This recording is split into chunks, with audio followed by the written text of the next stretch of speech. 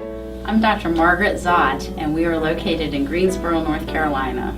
Our office opened in 1998, and we have been serving the Triad for over 14 years by providing dental care for patients aged 2 to 102. The atmosphere of our office is based on a family setting. We are warm and caring to our patients. We pride ourselves on listening to and understanding each patient's concern. During the first visit to our office, patients will notice the extra time we spend learning about them as a person to ensure we provide them with the best possible care. The goals of our practice are to feel as though the work we have done has made a difference. Certainly, I want the dental work to stand out, but most importantly, I want the patients to feel they are valued as a person and not just a set of teeth.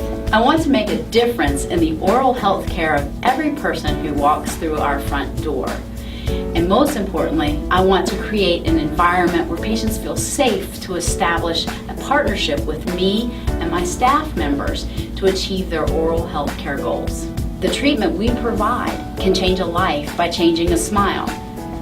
Whether it is getting someone out of pain, preventing pain, or boosting self-esteem, every patient's well-being truly matters to me.